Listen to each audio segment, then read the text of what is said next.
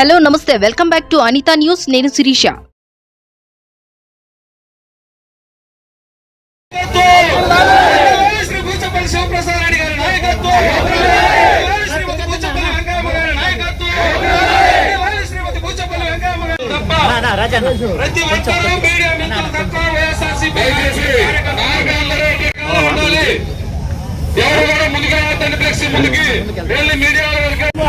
తగ్గించాలి పెంచిన petrol diesel ధరలు వెంటనే తగ్గించాలి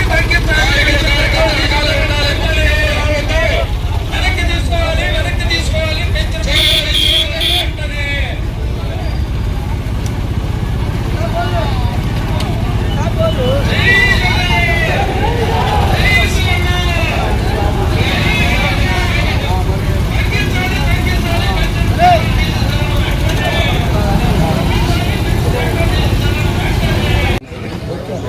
ఇబ్బంది లేదు కదా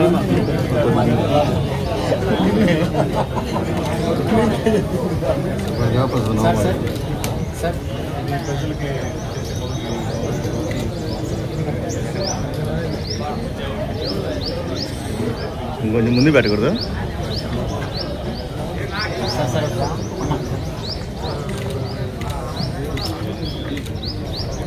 ఈరోజు వైఎస్ఆర్ కాంగ్రెస్ పార్టీ ప్రెసిడెంట్ మాజీ ముఖ్యమంత్రి వర్యులు వైఎస్ జగన్మోహన్ గారి పిలుపు మేరకు రాష్ట్రంలో అన్ని చోట్ల ఈ కూటమి ప్రభుత్వం వచ్చిన తర్వాత నానా రకాలుగా ఎన్నో ఇబ్బందులు పడుతూ రకరకాల పన్నులు వేస్తూ అంతకుముందు కరెంటు మీద పన్నేశారు.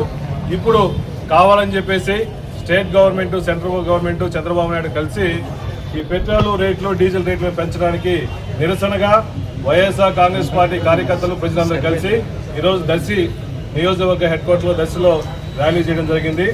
ముఖ్యంగా ఈ గవర్నమెంట్ వచ్చిన తర్వాత, చంద్రబాబు నాయుడు గారి పరిపాలన వచ్చిన తర్వాత ఎలక్షన్ల ముందు మేము పెట్రోల్ రేట్లు పెంచము, తగ్గిస్తామని చెప్పేసి వాళ్ళు ఇచ్చిన ఎలక్షన్ అప్పుడు మొత్తం ఇచ్చిన దాంట్లో కూడా క్లియర్గా చెప్పారు.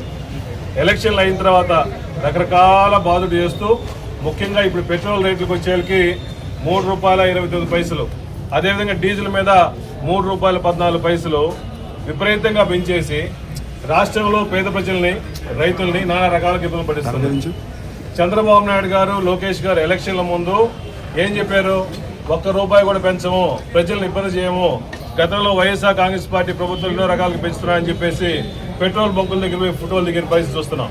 కానీ ఇప్పుడు చూస్తుంటే కావాలని చెప్పేసి ఇంత రేట్లు పెంచితే ప్రజలు ఏ విధంగా బరాయిస్తారు? దీని రేట్లు పెంచడం వల్ల, పెట్రోల్ డీజిల్ రేట్లు పెంచడం వల్ల మొత్తం రవాణా, ట్రాన్స్పోర్ట్ వ్యవస్థ మీద కూడా అన్ని రకాలుగా ఇబ్బందులు పడతాయి.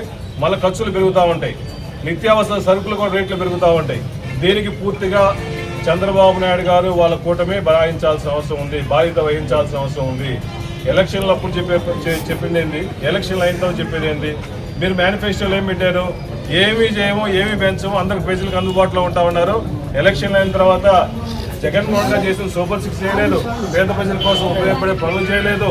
దాని తర్వాత మళ్ళీ ఇప్పుడు మాత్రం బాధుడని చెప్పేసి రేట్లు పెంచుతున్నారు. చంద్రబాబు నాయుడు ఏం అభివృద్ధి చేస్తున్నారో తెలియదు, కానీ మీటింగ్లో మాత్రం మేము భారతదేశంలో ఈ స్టేట్ని ఫస్ట్ పొజిషన్లో పెడతామని చెప్పాడు. ఫస్ట్ స్టేట్లో నిజంగానే ఉంది. దేంట్లో? రేట్లు పెంచడంలో.